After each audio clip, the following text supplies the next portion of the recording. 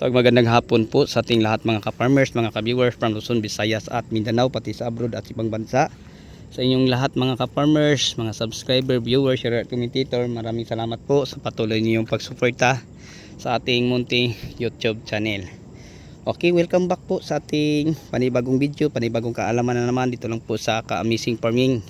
So ang pag-usapan po natin mga ka-farmers ay ang tungkol po sa dahilan kung bakit nalalagas ang mga bulak ng ating kamatis, ng ating talong, sili at iba pa. At saka ang pagdilaw po ng bunga ng ating ampalaya. Ano po ang sanhi? So yun po ang ating talking point sa ating gagawing video ngayon mga ka-farmers. So bago ko po pisahan ang pag-share o ang pagbahagi ng kunting kaalaman patungkol dyan mga ka-farmers, para po sa kaalaman sa lahat, ako po ay hihingi naman sa inyo ng isang favor. Kung isa kang baguhan na viewers natin, huwag naman kalimutan kung pwede lang pa-subscribe, pakihampas sa notification bell para updated ka sa mga latest video na i-upload ko. And then kung magustuhan mo, paki-comment lang kung may papagawa ka, ganun din kung anong video gusto mong papagawa para magawa natin ng video. So yun lang po mga ka-farmers. So habang iniikutan ko ang aking mga pananim, ay ako po magbabahagi sa inyo ng karunungan sa paghahalaman, kasi may kunti na po tayong kaalaman mga ka-farmers pagdating sa pagtatanim ng talong, kamatis, ampalaya, bell pepper or sili at iba pa. So ngayon mga ka-farmers, hindi na po natin patatagalin pa, ibahagi ko na po sa inyo ang dahilan sa paglalagas ng mga bulaklak ng ating talong or kamatis at saka ampalaya, yung bunga niya ay naninilaw. So example mga ka-farmers, ito ang ating kamatis. Bakit nalalagas ang kanyang bulaklak or naninilaw or namamatay at hindi natuloy, kung tawagin natin ay mga maliit na bunga? Ano ang dahilan? At saka ang pagkalagas po sa bulaklak ng ating talong, sa sili. Ang dahilan mga ka-farmers, una, share ko lang po sa inyo ang example sa alika. Ang alika mga ka-farmers ay may dosage po siyang 3 to 5 ml. Kung pag-usapan natin ang insecticide na alika, ay napakaganda, ay napakagaling, kasi dual insecticide po siya, dual insecticide. Ang EI niya, difenoconazole, thimethoxam at saka lambda cyhalothrin. So yun po ang EI. So kaya niyang mag-control sa may mga pakpak at saka sa mga uod, So napakagaling niya mga ka-farmers na insecticide sa ampalaya. Maganda din siya gamitin sa kamatis at saka sa talong. Pero sa hindi tama na dosage na paggamit mo, siya ang dahilan mga ka-farmers na ang tanim mo ay ang kanyang bulaklak ay nasusunog or nalalagas. Ang bunga ng ating ampalaya ay naninilaw. Ganito palang kalaki, dilaw na. Pero tingnan nyo sa atin mga ka-farmers, ay napakaganda, napakakondisyon. Kahit sobrang init din Imagine, kahapon pa lang natin to pinapadaanan ng tubig sa gitna at ganon, anong nang nangyari? Sobrang tuyo na, Napakainit mga ka-farmers. Dapat yung tanim na ampalaya, maganda siya sa 27-28 degrees lang.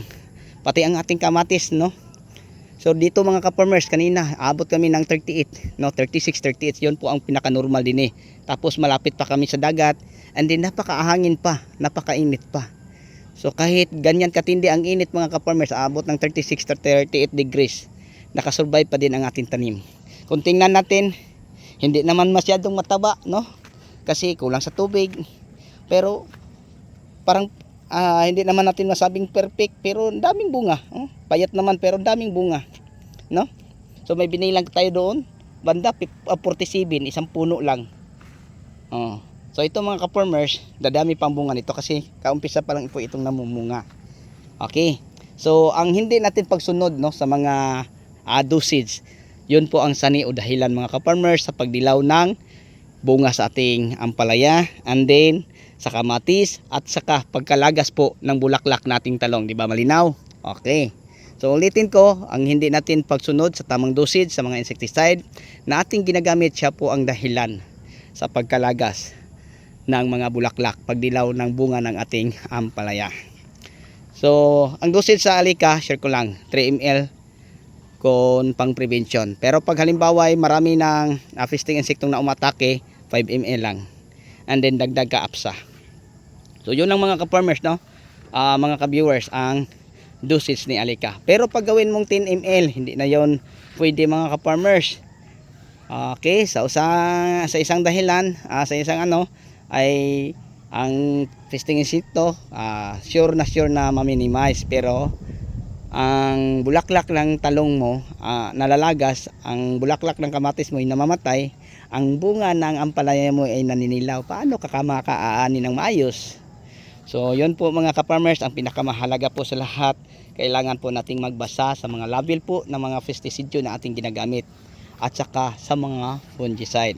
Okay, pangalawang dahilan mga ka-farmers kung bakit nalalagas ang mga bulaklak sa ating kamatis, namamatay ang bulaklak sa ating kamatis, nalalagas ang mga bulaklak sa ating talong, at naninilaw din ang bunga ng ating palaya. Pangalawang dahilan, alam kong excited ka mga ka-farmers na malaman, yung paghalo mo ng insecticide, fungicide na hindi compatible. Halimbawa mga ka-farmers, nag-spray ka ng Alika, ang fungicide mo ay Daitin, try nyo, isang linya lang. Pagkatapos mga ka-farmers, kung umaga, tingnan mo bandang 8:00, kita mo ang malaking pinagkaiba. Bakit mga ka-farmers? Na-stress ng sobra ang tanim mo. Parang inisprayhan siya ng damo. Try nyo, Daitin at saka Alika, i-spray. So sila hindi compatible. Ano bang pwede nating ihalo sa Alika? Ano ba ang mga compatible na mga insecticide o fungicide? Pabahagi naman ka-farmer. Okay. So ang maganda mga ka-farmers, mga ka-viewers, kung halimbawa ay Alika ang gagamitin mo, sundin mo ang tamang dosage, 3 to 5 ml. Ang kanyang fungicide, yung kapareho niya na industry, tulad ng Score, ang EI-Dipiconazole, or Tibatap, ang EI-Azotrobin at saka Dipiconazole, or Amistar. So si Alika pwede nimo ilahok dyan mga ka-farmers. So yun po ang compatible.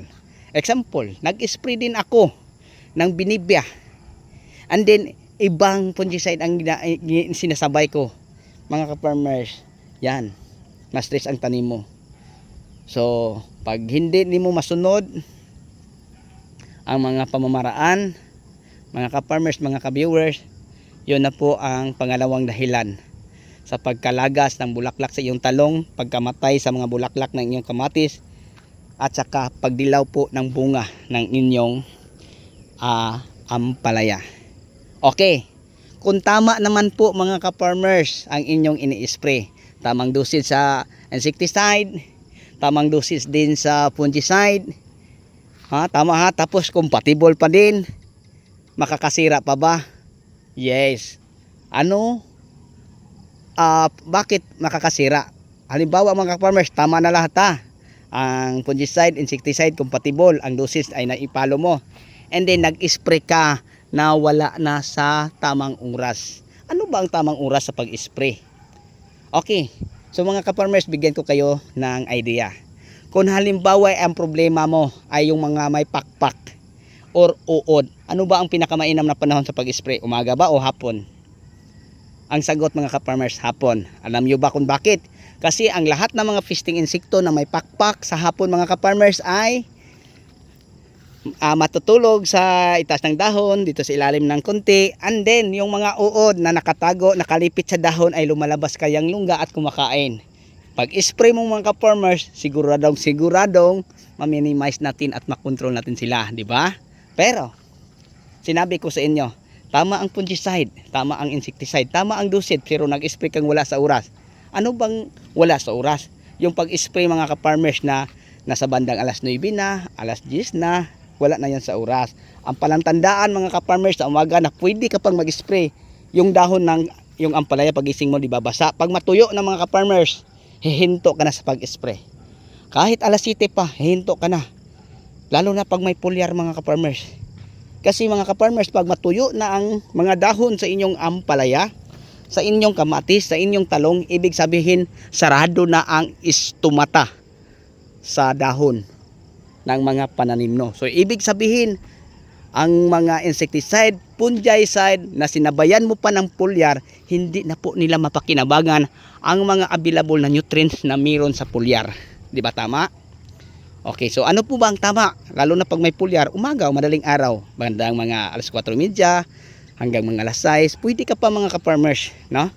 Pwede ka pa sa ganyang mga oras. Okay. So yun lang po siguro mga ka-farmers, no, ang maibahagi ko, o dagdagan pa natin ang ibang dahilan. Kasi palagi tayong gumagawa ng kamalian sa ating mga pananim. Tatlo na, no, ang ating napag-usapan. Ang pag-overdose, sanhi sa pagkalagas ng mga bulaklak sa ating talong. Pagkamatay sa bulaklak ng ating kamatis, pagdilaw sa bunga ng ating ampalaya. And then, pangalawa, paghalo ng hindi compatible. Pangatlo, pag-spray na wala sa oras. Ano ba ang pang-apat mga ka-farmers? Abangan nyo sa susunod nating video, no? Kasi mga ka-farmers, mga ka-viewers, parang padilim na, no? Padilim na. So yun lang mga ka-farmers ang may share ko sa inyo. So pansin nyo, kahapon pa kami nag-delay pero tingnan nyo ang yuta. Sobrang tuyo na, no? So sobrang tuyo na. Okay, sana po may natutunan po kayo mga ka-farmers sa ating ginagawang video. Kahit hapon na mga ka-farmers, na. Maraming salamat po muli sa inyong pagsama sa akin at panonood sa aking mga video tutorial. Alam ko mga ka-farmers na kung isa kang baguhan ay nakakatulong po sa inyo. Except lang po no, sa mga magagaling na. So wag niyo sabihin akong magagaling mga ka-farmers kasi wala po akong pinag-aralan. Ang lahat mga ka-farmers ay experience lang. Yun lang po ang pwede kong i-share sa mga kagaya kong farmers na open, no? Ako mga ka-farmers, alam nyo kung saang banda din sa Luzon na may mga sipin na about farming. Pag may invite ako mga ka-farmers, pupuntahan ko. Kasi gusto pa akong matuto or madagdagan ang kaalaman ko sa pagpa-farming. Kahit sabihin pa naman na mag 35 years na po tayo sa paggugulay, may mga karanasan na.